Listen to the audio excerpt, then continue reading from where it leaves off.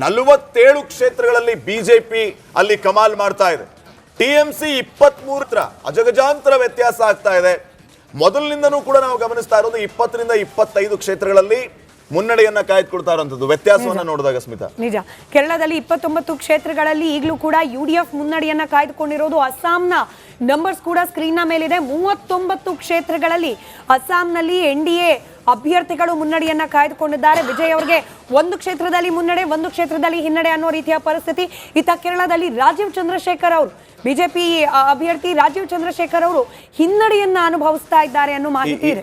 ತಮಿಳುನಾಡು ನೋಡಿ, TVK 12, DMK 15 ಇದೆ. ಬರೀ 3 ವ್ಯತ್ಯಾಸ ಕಾಣಿಸ್ತಾ ಇದೆ. DMK ಅಲ್ಲಿ ಯಾವ ರೀತಿ ಲೀಡ್ ಅನ್ನ ತಗೋಬಹುದು, ಯಾವ ರೀತಿಯ ಮ್ಯಾಸಿವ್ ಆಗಿ ರಿಸಲ್ಟ್ ಅನ್ನ ಕೊಡಬಹುದು ಅನ್ನುವಂತಹ ಲೆಕ್ಕಾಚಾರ ಇತ್ತು. ಆದ್ರೆ ಟಿವಿಕೆ ಈ ಮಟ್ಟಿಗೆ ಪೈಪೋಟಿಯನ್ನ ಕೊಡ್ತಾ ಇದೆ.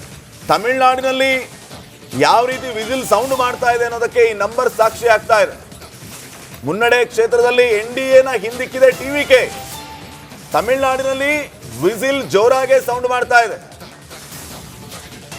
12 ಕ್ಷೇತ್ರಗಳಲ್ಲಿ ಟಿವಿಕೆ, 15 ಕ್ಷೇತ್ರಗಳಲ್ಲಿ DMK ಅಲ್ಲಿ ಲೀಡ್ ಅನ್ನ ತಗೊಳ್ತಾ ಇರೋದು. ಇನ್ನು ಕೇರಳದ ವಿಚಾರಕ್ಕೆ ಬಂದ್ರೆ UDF 29 ಆಯ್ತು, LDF 12, NDA ಕೇವಲ 2 ಕ್ಷೇತ್ರಗಳಲ್ಲಿ ಮಾತ್ರ ಮುನ್ನಡೆಯನ್ನ ಕಾಯ್ದುಕೊಳ್ತಾ ಇದೆ. ಒಂದಿತ್ತು, ಈಗ 2 ಆಯ್ತು. ಬಹುಶಃ ಕೇರಳದಲ್ಲಿ ಎಷ್ಟೇ ಬಿಜೆಪಿ ಕ್ಷೇತ್ರ ಮುನ್ನಡೆಯನ್ನ ಕಾಯ್ದುಕೊಂಡ್ರೆ ಅದು ಸಾಧನೆ ಅಂತ ಹೇಳ್ಬೋದಾ, ಹೇಗೆ ಅಂತ ಕಾದ್ ನೋಡ್ಬೇಕು. ಆರಂಭಿಕ ಟ್ರೆಂಡ್ಗಳು ಮಾತ್ರ ಸದ್ಯಕ್ಕೆ ಲಭ್ಯವಾಗಿರೋದು. ನಮ್ಮ ಜೊತೆಯಲ್ಲಿ ಫ್ರೆಶ್ ಸೆಟ್ ಆಫ್ ಗೆಸ್ಟ್ ಬಿಜೆಪಿಯಿಂದ ರವಿಕುಮಾರ್ ಸರ್ ಜಾಯ್ನ್ ಆಗಿದ್ದಾರೆ, ಶಂಕರ್ ಅವರು ಕಾಂಗ್ರೆಸ್ ಇಂದ ಜಾಯ್ನ್ ಆಗಿದ್ದಾರೆ, ನಾಗೇಂದ್ರ ಸರ್ ಅವರು ಕಂಟಿನ್ಯೂ ಮಾಡ್ತಿದ್ದಾರೆ JDS ನಿಂದ. ಹಾಗೆ ನಮ್ಮ ಜೊತೆಯಲ್ಲಿ ಮೋಹನ್ ಚಿತ್ತಾಲೆ ಸರ್ ಸ್ಟುಡಿಯೋದಲ್ಲಿದ್ದಾರೆ, ರಾಘವ್ ಶರ್ಮಾ ಅವರು ಆಚೆಯಿಂದ ಕನೆಕ್ಟೆಡ್ ಇದ್ದಾರೆ. ನಮಸ್ಕಾರ, ಎಲ್ಲರಿಗೂ ಮತ್ತೊಮ್ಮೆ ಕಾರ್ಯಕ್ರಮಕ್ಕೆ ಸ್ವಾಗತ. ಆರಂಭಿಕ ಟ್ರೆಂಡ್ಗಳನ್ನು ನಾವು ಗಮನಿಸ್ತಾ ಇದ್ವಿ. ಕೇರಳದಲ್ಲಿ UDF ಸದ್ಯಕ್ಕೆ ಮುಂಚೂಣಿಯಲ್ಲಿದೆ. ತಮಿಳುನಾಡಿನಲ್ಲಿ TVK ಹಾಗೆ DMK neck to neck fight ಮಾಡ್ತಾ ಇದೆ. ಶ್ರೀಪಾದ್, ನಾವು ಇನ್ನೊಂದ್ಸರಿ ಗೆಸ್ಟ್ಗೆ ಹೋಗೋಕ್ಕಿಂತ ಮುಂಚೆ ಇನ್ನೊಂದ್ಸರಿ ನಂಬರ್ಸ್ ಅಪ್ಡೇಟ್ ಅನ್ನ ಕೊಟ್ಬೋಣ. 45ಕ್ಕೂ ಹೆಚ್ಚು ಕ್ಷೇತ್ರಗಳಲ್ಲಿ ಮುನ್ನಡೆಯನ್ನ ಕಾಯ್ದುಕೊಳ್ಳೋದನ್ನ ನಾವು ಗಮನಿಸ್ತಾ ಇದ್ದೀವಿ. ಅಸ್ಸಾಂನಲ್ಲಿ ಬಿಜೆಪಿ ಅಂತೂ ಯಾವ ರೀತಿ ಕಮಾಲ್ ಮಾಡ್ತಾ ಇದೆ.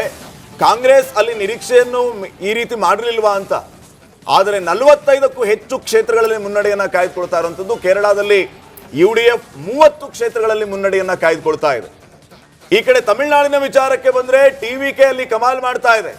ವೆಸ್ಟ್ ಬೆಂಗಾಲ್ ಅಂತೂ 47 ಕ್ಷೇತ್ರಗಳಲ್ಲಿ, TMC 28 ಕ್ಷೇತ್ರಗಳಲ್ಲಿ ಮುನ್ನಡೆಯನ್ನ ಕಾಯ್ದುಕೊಳ್ತಾ ಇದೆ. ಈ ರೀತಿ ಈಗ ಸದ್ಯಕ್ಕೆ ನಂಬರಿನ ಸೆಟ್ ಇದೆ. ಇನ್ನು ನಾವು ನಮ್ಮ ರಾಜ್ಯದ 2 ಕ್ಷೇತ್ರಗಳ ವಿಚಾರಕ್ಕೆ ಬಂದ್ರು, ದಾವಣಗೆರೆ ಮತ್ತು ಬಾಗಲಕೋಟೆಯಲ್ಲಿ ಕಾಂಗ್ರೆಸ್ನ ಕ್ಯಾಂಡಿಡೇಟ್ ಮುನ್ನಡೆಯನ್ನ ಕಾಯ್ದುಕೊಳ್ತಾ ಇದ್ದಾರೆ. ಈಗ ದಾವಣಗೆರೆಯಲ್ಲಿ 2 ಸುತ್ತಿನಲ್ಲೂ ಶ್ರೀನಿವಾಸ್ ದಾಸ್ ಕರಿಯಪ್ಪ ಬಿಜೆಪಿಯ ಕ್ಯಾಂಡಿಡೇಟ್ ಅಲ್ಲಿ ಮುನ್ನಡೆಯನ್ನ ಕಾಯ್ದುಕೊಳ್ತಾ ಇದ್ದಾರೆ. ಬಾಗಲಕೋಟೆಯಲ್ಲಿ ಕಾಂಗ್ರೆಸ್ಗೆ ಮುನ್ನಡೆ ಆಗಿದೆ, ದಾವಣಗೆರೆಯಲ್ಲಿ ಬಿಜೆಪಿಗೆ ಮುನ್ನಡೆ ಆಗಿದೆ. ಈ ರೀತಿಯ ಲೆಕ್ಕಾಚಾರ ಸದ್ಯಕ್ಕಿದೆ. ಇನ್ನಷ್ಟು ಅಪ್ಡೇಟ್ಸ್ ಅನ್ನ ಕೊಡ್ತೀವಿ. ನಾವು ಮೋಹನ್ ಚಿತ್ತಡೆ ಅವರಿಂದ ಆರಂಭ ಮಾಡ್ತೀವಿ. ಮೋಹನ್ ಚಿತ್ತಡೆ ಅವರೇ, ನೀವು ಆರಂಭದಿಂದಲೂ ಕೂಡ ನಾವು ಗಮನಿಸಿದ್ದೀವಿ, ಎಸ್ಪೆಷಲಿ ನಮ್ಮ ರಿಪಬ್ಲಿಕ್ ಕನ್ನಡದ ಡಿಬೇಟ್ಸ್ಗಳಲ್ಲಿ ಈ ಸಾರಿ ವೆಸ್ಟ್ ಬೆಂಗಾಲಲ್ಲಿ ಬಿಜೆಪಿ ಗೆದ್ದೇ ಗೆಲ್ಲುತ್ತೆ ಅಂತ ನೀವು ಹೇಳ್ತಾ ಇದ್ರಿ. ನಂಬರ್ಸ್ ಅನ್ನು ಕೂಡ ನಾವು ನೋಡಿದಾಗ ಆ ರೀತಿಯ ಟ್ರೆಂಡ್ ಸೆಟ್ ಆಗ್ತಾ ಇದೆ. ನಿಮ್ಮ ಫಸ್ಟ್ ರಿಯಾಕ್ಷನ್ ನೋಡಿ. ವೆಸ್ಟ್ ಬೆಂಗಾಲು ಬರೀ ವೆಸ್ಟ್ ಬೆಂಗಾಲಿಗೆ ಅಷ್ಟೇ ಅಲ್ಲ, ಇಡೀ ಭಾರತ ದೇಶಕ್ಕೆ ಅದೊಂದು ಮಹತ್ವಪೂರ್ಣ ರಾಜ್ಯ. ವೆಸ್ಟ್ ಬೆಂಗಾಲ್ ಪಕ್ಕದಲ್ಲಿ ಬಾಂಗ್ಲಾದೇಶ್ ಇದೆ, ಅದರ ಪಕ್ಕದಲ್ಲೇ ಮಯನ್ಮಾರ್ ಇದೆ. ಸಿಲಿಗುರಿ ಕಾರಿಡಾರ್ ಚಿಕನ್ನೆಕ್ಕೂ ಅಲ್ಲಿ ಹತ್ರನ ಇದೆ. ಅತಿಯಾದ ಒಂದು ಧರ್ಮಕ್ಕೆ ಪೋಲರೈಸ್ ಮಾಡಿ ಅಲ್ಲಿಯ ಜನರ ಪರಿಸ್ಥಿತಿ 15 ವರ್ಷಗಳಿಂದ ಏನು ಆಗಿದೆ ಅಂತ ಹೇಳ್ತಾ ಹೋದರೆ ಅದು ರಾತ್ರಿ ಆಗ್ತದೆ ನನಗೆ ಹೇಳಲಿಕ್ಕೆ. ಈಗ ಜನಾನೇ ತೀರ್ಮಾನ ಮಾಡಿದರು, ಈ ಸಾಕಪ್ಪ, ಇನ್ನು ಇದು ಮಮತಾ ದೀದಿಯ ಭ್ರಷ್ಟಾಚಾರ ಮತ್ತು ಸಿಂಡಿಕೇಟ್ ರಾಜಕಾರಣ.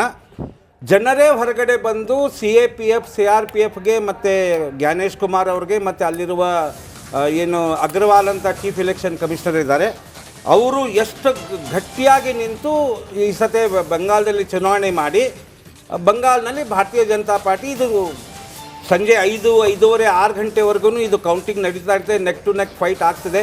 ನಿಮ್ಮ ಹತ್ರ ಇರೋ ನ್ಯೂಸ್ಗೆ, ನನ್ನ ಹತ್ರ ಇರೋ ನ್ಯೂಸ್ಗೆ 75 ಸೀಟ್ನಲ್ಲಿ BJP ಮುಂದಿದೆ, 53 ಸೀಟ್ನಲ್ಲಿ ಈಗ TMC ಮುಂದಿದೆ. ಆದರೆ at the end of the day ಭಾರತೀಯ ಜನತಾ ಪಾರ್ಟಿ ಒಂದು 160ರಿಂದ 180 ಸೀಟ್ ತೊಗೊಂಡು ಬಂಗಾಳದಲ್ಲಿ ಫಸ್ಟ್ ಟೈಮು ಆಫ್ಟರ್ 76 ಇಯರ್ಸ್ ಅಧಿಕಾರ ನಡೆಸಿದಂತ ಅನಿಸ್ತಾ ಇದೆ. ಓಕೆ, ನಾವು ಬಾಗಲಕೋಟೆಯ ಅಪ್ಡೇಟ್ಸ್ ಅನ್ನ ಗಮನಿಸ್ತಾ ಇದೀವಿ. 4600 ಮತಗಳಿಂದ ಮುನ್ನಡೆಯನ್ನ ಕಾಯ್ದುಕೊಳ್ತಾ ಇರುವಂತದ್ದು ಬಾಗಲಕೋಟೆ ಕ್ಷೇತ್ರದಲ್ಲಿ. ಮೇಟಿ ಅವರು ಕಾಂಗ್ರೆಸ್ನ ಕ್ಯಾಂಡಿಡೇಟ್ಗೆ 4600 ಮತಗಳ ಮುನ್ನಡೆಯನ್ನ ನೀವು ಗಮನಿಸ್ತಾ ಇದ್ದೀರಿ. 24 ಕ್ಷೇತ್ರಗಳಲ್ಲಿ ನೋಡಿ, ತಮಿಳುನಾಡಿನಲ್ಲಿ 15 ಕ್ಷೇತ್ರಗಳಲ್ಲಿ ಡಿಎಂಕೆ ಮುನ್ನಡೆಯನ್ನ ಕಾಯ್ದುಕೊಳ್ತಾ ಇದೆ. ಬಾಗಲಕೋಟೆಯಲ್ಲಿ ಕಾಂಗ್ರೆಸ್ನ ಕ್ಯಾಂಡಿಡೇಟ್ 4600 ಮತಗಳಿಂದ ಮುನ್ನಡೆಯನ್ನ ಕಾಯ್ದುಕೊಳ್ತಾ ಇದ್ದಾರೆ. ಈ ಕಡೆ ದಾವಣಗೆರೆಗೆ ಬಂದ್ರೆ ಬಿಜೆಪಿಯ ಕ್ಯಾಂಡಿಡೇಟ್ ಮುನ್ನಡೆಯನ್ನ ಕಾಯ್ದುಕೊಳ್ತಾ ಇದ್ದಾರೆ. ಅಸ್ಸಾಂನಲ್ಲಿ ಬಿಜೆಪಿ ಅಭ್ಯರ್ಥಿಗಳು ಮುನ್ನಡೆಯನ್ನ ಕಾಯ್ದುಕೊಳ್ತಾ ಇದ್ದಾರೆ. ತಮಿಳುನಾಡಿನಲ್ಲಿ ಟಿವಿಕೆ ಡಿಎಂಕೆಗೆ ಪೈಪೋಟಿಯನ್ನ ಕೊಡ್ತಾ ಇದೆ. ಈಗ ಬಿಜೆಪಿ 49 ಆಯ್ತು ಕ್ಯಾಂಡಿಡೇಟ್ಸ್ ಲಿಸ್ಟ್ ಅನ್ನು ನೀವು ಗಮನಿಸ್ತಾ ಇದ್ದೀರಿ. ಕ್ಯಾಂಡಿಡೇಟ್ಸ್ ನಂಬರ್ಸ್ 49 ಅಭ್ಯರ್ಥಿಗಳು ಮುನ್ನಡೆಯನ್ನ ಕಾಯ್ದುಕೊಳ್ತಾ ಇದ್ದಾರೆ ಬಿಜೆಪಿಯಿಂದ. ಟಿವಿಕೆ 14, ಡಿಎಂಕೆ 15, ಒಂದೇ ಒಂದು ಕ್ಷೇತ್ರದಲ್ಲಿ ವ್ಯತ್ಯಾಸ ಕಾಣ್ತಾ ಇದೆ. ಈ ಮಟ್ಟಿಗೆ ಪೈಪೋಟಿಯನ್ನ ಕೊಡ್ತಾ ಇದೆ. ನೋಡಿ, ಕ್ಷಣ ಕ್ಷಣಕ್ಕೂ ಉಮೇಶ್ ಮೇಟಿ ಅವರ ಅಂತರ ಹೆಚ್ಚಾಗ್ತಾ ಇದೆ ಬಾಗಲಕೋಟೆಯಲ್ಲಿ. ನೋಡಿ, ಈಗ 5016 ಆಯ್ತು. 5016 ಮತಗಳಿಂದ ಕಾಂಗ್ರೆಸ್ ಅಭ್ಯರ್ಥಿಗೆ ಈಗ ಮುನ್ನಡೆ. ಉಮೇಶ್ ಮೇಟಿ ಅವರು ಕ್ಷಣ ಕ್ಷಣಕ್ಕೂ ಈಗ ಅಂತರವನ್ನ ಕಾಯ್ದುಕೊಳ್ತಾ ಇದ್ದಾರೆ. 5016 ಮತಗಳು. ಚರಂತಿ ಮಠ ಅವರು ಹಿನ್ನಡೆಯನ್ನ ಅನುಭವಿಸ್ತಾ ಇದ್ದಾರೆ. ಯತ್ನಾಳ್ ಅವರು ಬಂದು ಪ್ರಚಾರ ಮಾಡಿದ್ರು, ಹಿಂದುತ್ವ ಬ್ರ್ಯಾಂಡ್ ಅಲ್ಲಿ ವರ್ಕೌಟ್ ಆಗ್ಲಿಲ್ವಾ ಅನ್ನುವಂತ ಪ್ರಶ್ನೆ ಇದೆ. ಈ ಬಗ್ಗೆ ನಾವು ಮಾತಾಡ್ತಾ ಹೋಗೋಣ. ರವಿಕುಮಾರ್ ಅವರೇ, ಏನ್ ಪ್ರಾಬ್ಲಮ್ ಆಯ್ತು ಬಾಗಲಕೋಟೆಯಲ್ಲಿ? ಆರಂಭಿಕ ಹಿನ್ನಡೆ ನಾವು ಆರಂಭದಿಂದ ನೋಡ್ತಾ ಇದ್ದೀವಿ. ಓವರ್ಟೇಕ್ ಮಾಡುವಂತ ಕೆಲಸ ಆಗಲಿಲ್ಲ ಚರಂತಿ ಮಠ ಅವರನ್ನು. ನೋಡೋಣ, ಇನ್ನೂ ಸಮಯ ಸಾಕಷ್ಟಿದೆ. ಕೌಂಟಿಂಗ್ ಆಗುವಂಥದ್ದು ಭಾಳಷ್ಟಿದೆ. ನೋಡೋಣ, ವ್ಯತ್ಯಾಸ ಆಗ್ಬೋದು ಅಂತ ಅಂದ್ಕೊಂಡಿದ್ದೇವೆ. ಮತ್ತು ಒಂದು ವಿಷಯವನ್ನು ಹೇಳೋದಕ್ಕೆ ನಾನು ಬಯಸ್ತೇನೆ. ಅಲ್ಲಿ ಮುಖ್ಯಮಂತ್ರಿಗಳೇ ಸುಮಾರು 8 ದಿವಸ ಅಲ್ಲೇ ಇದ್ದರು. ಜೊತೆಗೆ ಸತೀಶ್ ಜಾರಕಿಹೊಳಿ ಅವರು ಅಂತೂ ಪೂರ್ತಿ. ನಿಮಗೆ ಒಂದು ಖುಷಿ ಸುದ್ದಿ ಸರ್, ಅಸ್ಸಾಂನಲ್ಲಿ ಸರಳ ಬಹುಮತದತ್ತ ಬಿಜೆಪಿ ಹೆಜ್ಜೆ ಆಗ್ತಾ ಇರುವಂತದ್ದು. ಅಸ್ಸಾಂನಲ್ಲಿ ಸರಳ ಬಹುಮತದತ್ತ ಬಿಜೆಪಿ ಹೆಜ್ಜೆ ಆಗ್ತಾ ಇದೆ.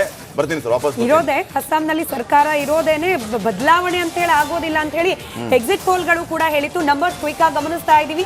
ಸದ್ಯಕ್ಕೆ ಪಶ್ಚಿಮ ಬಂಗಾಳದಲ್ಲಿ ಅಂತರ ಹೆಚ್ಚಾಗ್ತಾ ಇದೆ. 49 ಕ್ಷೇತ್ರಗಳಲ್ಲಿ ಬಿಜೆಪಿಯ ಅಭ್ಯರ್ಥಿಗಳು ಮುನ್ನಡೆಯನ್ನ ಕಾಯ್ದುಕೊಂಡಿದ್ದಾರೆ. ಎಕ್ಸಿಟ್ ಪೋಲ್ಗಳ ಪ್ರಕಾರವೇ ಸದ್ಯಕ್ಕಂತೂ ಟ್ರೆಂಡಿಂಗ್ ನಂಬರ್ಸ್ ಕಾಣೋಕೆ ಸಿಗ್ತಾ ಇದೆ. ಈ ನಂತರ ಡಿಎಂಕೆ ಹಾಗೆ ಟಿವಿಕೆ ನಡುವೆ ಇರೋದು ಕೇವಲ ಒಂದು ಕ್ಷೇತ್ರದ್ದು.